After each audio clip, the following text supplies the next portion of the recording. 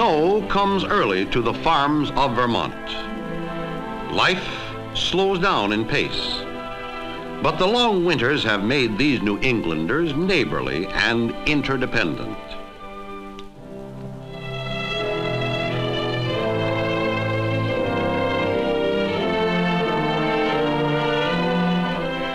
Here in the village of Pittsford live lumbermen and some marble workers, and many farmers who live close to the rocky soil they own.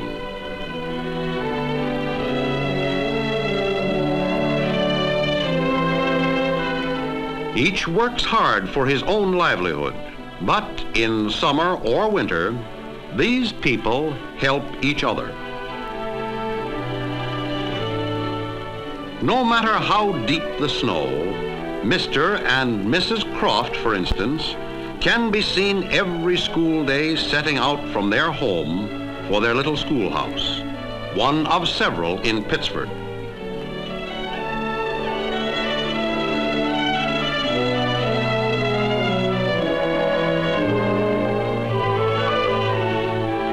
Both have a deep interest in their townsfolk, whether young or old.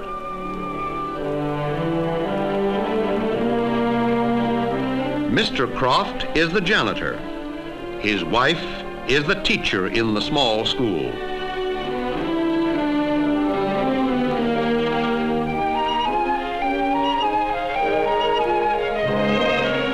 As well as they can, they care for this school as they do their own home.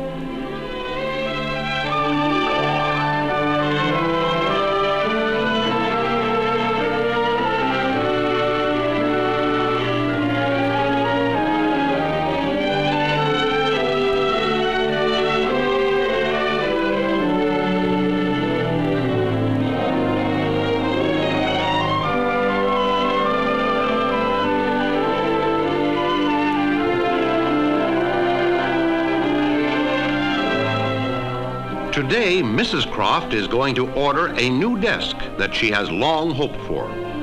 The superintendent of schools has finally approved the purchase with funds the townspeople voted for school improvements.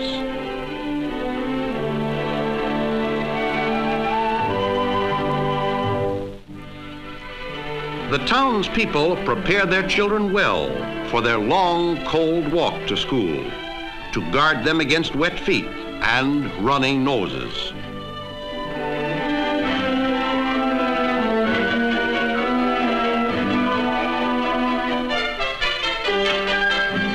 The Crofts share this concern for the children's health and make themselves responsible for their well-being during the day.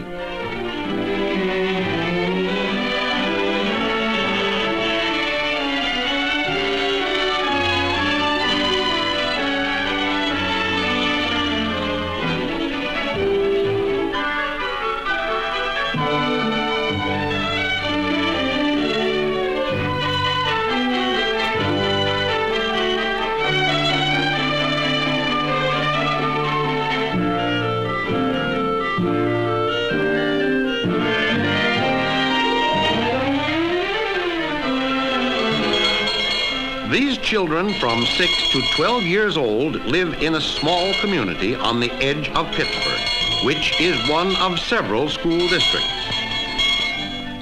The teacher divides her time equally among the different grades and keeps each one busy all through the morning.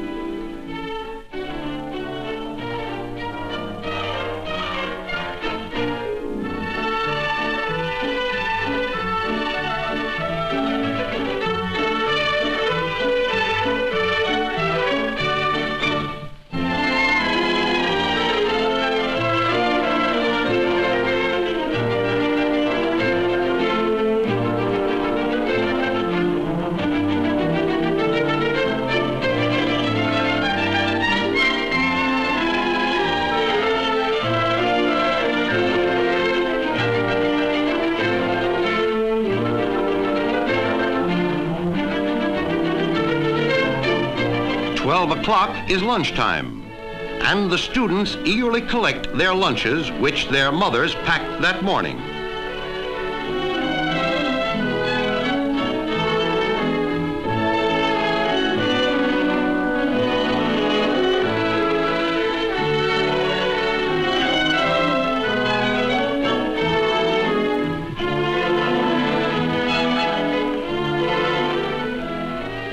As Mrs. Croft looks on, she thinks again how much better it would be for these children if they could have a hot lunch at noontime instead of cold sandwiches.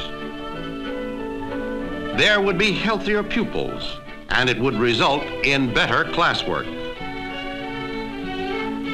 A good teacher is not only concerned with feeding children's minds. What feeds their growing bodies also concerns her deeply.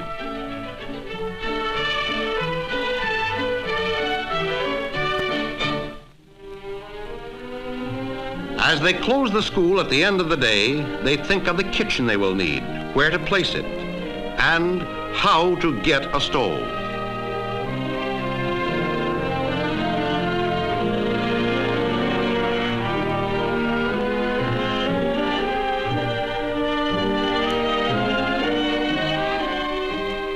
The Crofts know their pupils' parents well, and the parents like the Crofts and help them when they can. You might not call this a parent-teacher meeting, but that's really what it is. Mrs. Davis understands the need for hot lunches too.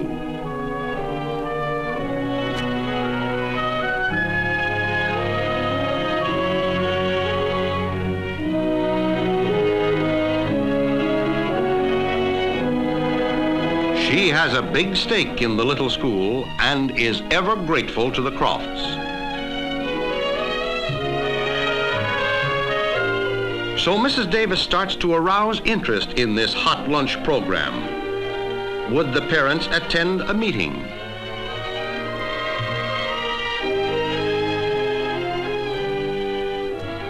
Perhaps some money could be raised. If not enough, could the mothers take turns cooking at the school or donate food?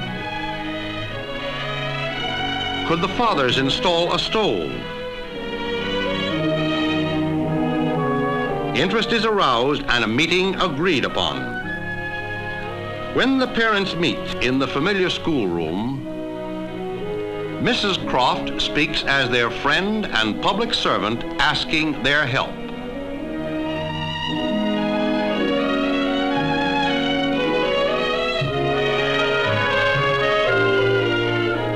The parents could raise some money if Mr. Williams, the superintendent, could grant some more from school funds.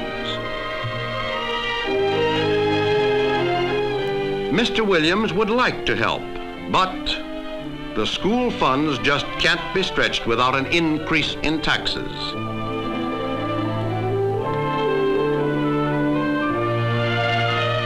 Well, if Mrs. Croft is willing to do without her new desk, perhaps they can persuade the town to vote more money.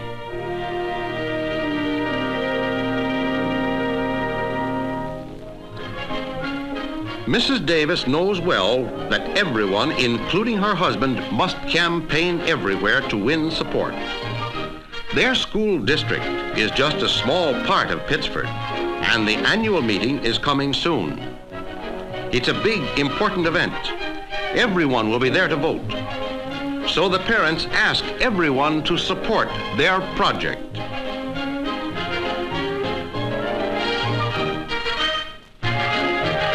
When the notice for the annual meeting is put up at the post office, the townspeople start taking sides. The hot lunch program will be discussed. It's on the agenda.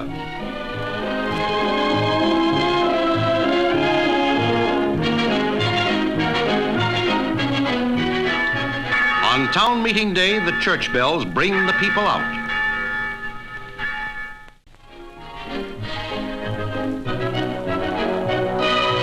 They look forward to this get-together when they elect new officers and discuss common problems of the town. Finances, health, safety, the library, the schools, and any other questions which anyone wishes to bring before his townspeople.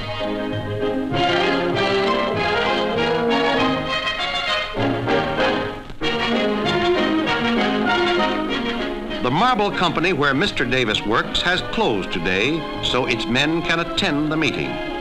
All the stores are shut.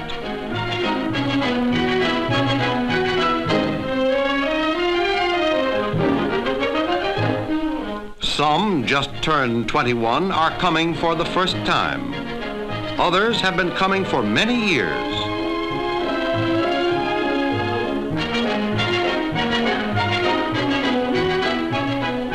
They gather at their town hall, the center of every town's civic life. They meet old friends, gossip a bit, and exchange news, and make plans for another busy year ahead.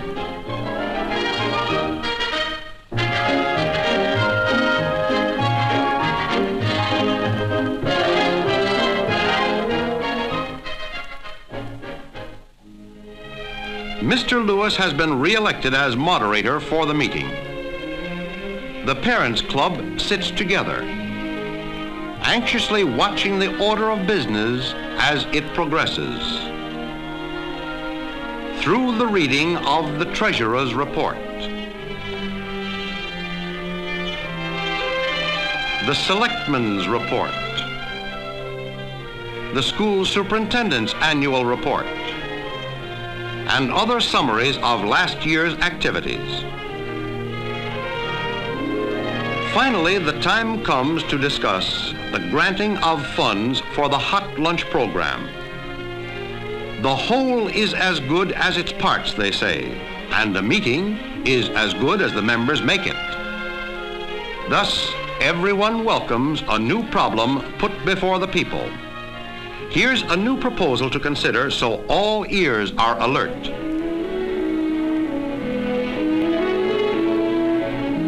And as always, new ideas meet with varied reactions.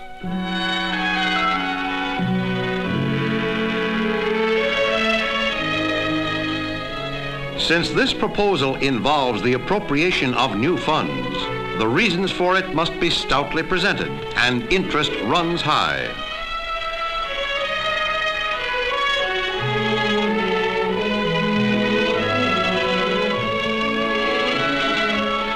But some do not like new ideas, and the opposition spokesman argues that many things must be considered when the taxpayer's money is an issue. Hot lunches are nice, but children in his day did well without them. This plan seems to favor just a few, he says, so they must have good reasons. Once again, Mrs. Davis argues her point.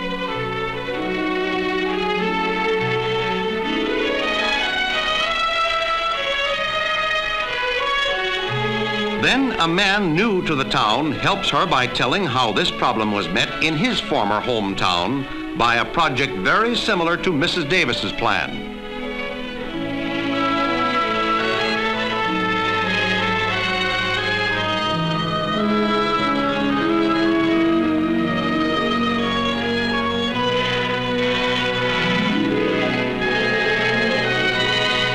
Dr. Benton, the much-respected town physician, asks to speak. He is concerned about preventing of illness among school children and urges this expenditure of public money as a means of protecting health. He argues that public health is the concern of all. Yet the opposition still believe this is a selfish proposal. And so a vote is called for from the floor. Now, arguments for and against are all in. Each person must make up his own mind, yes or no.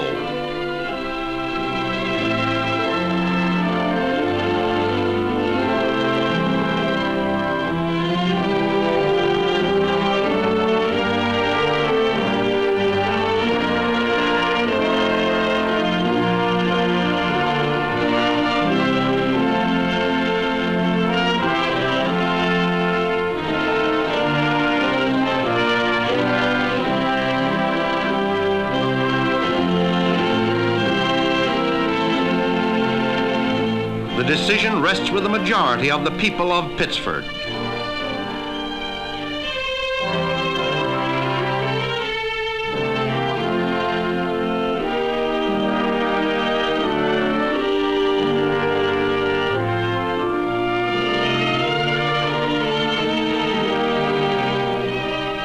The ballots, of course, are secret, but the counting is done in the open by tellers elected by the people.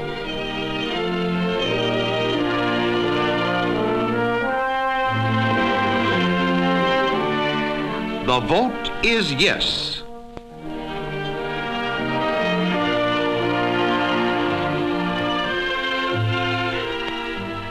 Hot lunches now for the children. A gift of good health from the people of a town that can solve its own problems.